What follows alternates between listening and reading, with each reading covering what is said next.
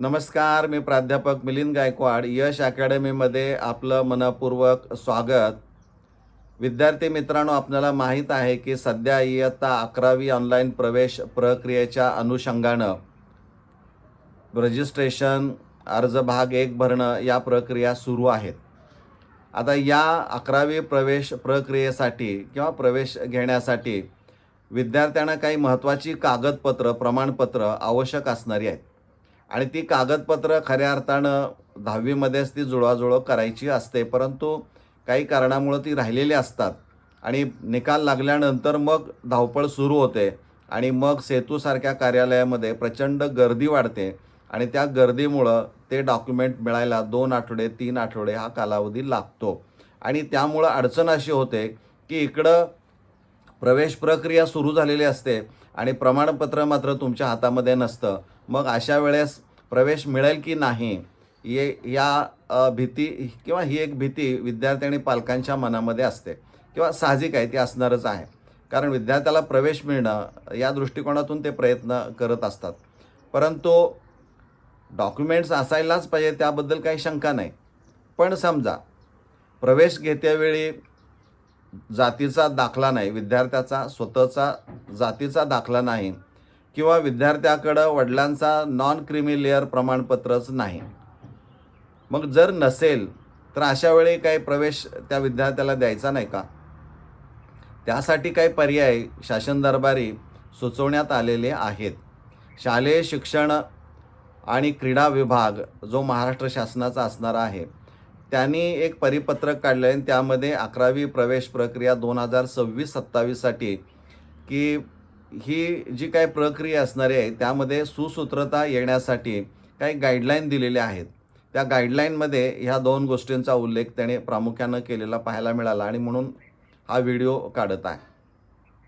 पहिल्यांदा आपण बघूया, आरक्षित जे प्रवर्गातून येणारे विद्यार्थी आहेत यांच्या बाबतीमध्ये जातीचा दाखला नसेल तर काय केलं पाहिजे? तर सगळ्यात महत्त्वाचं आहे की प्रवेश घेतेवेळेस आरक्षित प्रवर्गामधून येणाऱ्या उमेदवाराकडं किंवा विद्यार्थ्याकडं स्वतःचा जातीचा दाखला असावा असं बंधन आहे. पण समजा दाखला नाही म्हणून त्याला वंचित ठेवणार आहात का तुम्ही? तर नाही. अशा वेळेस त्यांनी पर्याय दिलेला आहे. जर त्या विद्यार्थ्याकडं स्वतःचा जातीचा दाखला नसेल तर वडिलांचा जातीचा दाखला हा ग्राह्य धरण्यात येईल असे स्पष्ट निर्देश त्याच्यामध्ये दिलेले आहेत. हे आरक्षित प्रवर्गामधून येणाऱ्या विद्यार्थ्यांच्यासाठी. दुसरा भाग आहे तो काही विद्यार्थ्यांच्याकडं वडिलांचं नॉन क्रिमी लेअर प्रमाणपत्र नाही.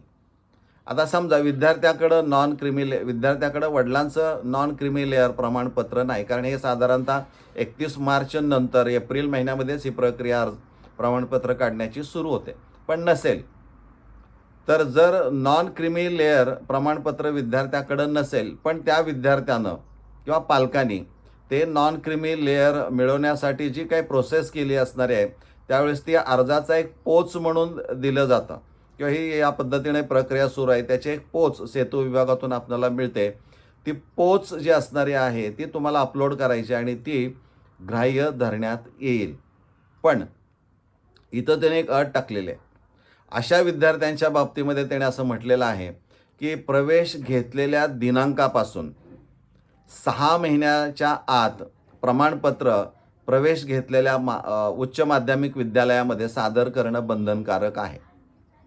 मग समजा प्रवेश घेतलेल्या दिनांकापासून 6 महिन्याच्या कालावधीमध्ये जर आपण ते प्रमाणपत्र देऊ शकला नाही ज्या कॉलेजमध्ये तुम्ही शिकताय तिथं, तर कदाचित तुमचा तो प्रवेश रद्द करण्यात येईल असे स्पष्ट संकेत किंवा निर्देश त्याच्यामध्ये असणारे आहेत. त्यामुळं मला वाटतं की हा 6 महिन्याचा कालावधी जो आहे तो खूप मोठा आहे आणि त्यामध्ये निश्चित तुम्हाला ते प्रमाणपत्र उपलब्ध करता येईल. त्यामुळं मनामध्ये कोणत्याही प्रकारची भीती बाळगण्याचं काही कारण नाही. एकतर तुम्ही हमीपत्र अपलोड करतच आहात, पण प्रोसेस करत असताना जी पोच मिळते ती अपलोड केली किंवा ती सुद्धा अपलोड करून ठेवा, ते ग्राह्य धरलं जाईल असे स्पष्ट संकेत आहेत. आता त्यामध्ये EWS असेल किंवा SCBC असेल, याही विद्यार्थ्यांच्या बाबतीमध्ये हाच क्रायटेरिया असणार आहे. यामध्ये वेगळं असायचं काही कारण नाही. कारण इंजिनिअरिंग कॉलेजच्या विद्यार्थ्यांना सुद्धा 6 महिन्याचा कालावधी हा दिला जातो तशाच पद्धतीचा कालावधी आता यावर्षी तो देण्यात आलेला आहे आणि ही एक अतिशय चांगली गोष्ट विद्यार्थ्यांच्या दृष्टिकोनातून असणारी आहे. त्यामुळे विद्यार्थी मित्रांनो, प्रवेश घेतेवेळी जातीचा दाखला किंवा नॉन क्रिमी लेअर नसेल तर आपणाला ह्या पर्यायाचा विचार करून शासनाने तुम्हाला प्रवेश घेताना फारशी अडचण कुठं केलेली नाही. तर हा एक प्रवेश प्रक्रियेतला एक नवीन अपडेट जो आहे तो तुमच्यापर्यंत पोहोचवलेला आहे. तो तुम्ही इतरांच्यापर्यंत पोहोचवा. हा व्हिडिओ पाहिल्यानंतर जर तुम्हाला आवडला असेल तर कमेंट करा, लाईक करा, शेअर करा आणि चॅनलवर प्रथम असाल तर चॅनल सबस्क्राईब करायला विसरू नका. इथं आपण थांबूया. धन्यवाद.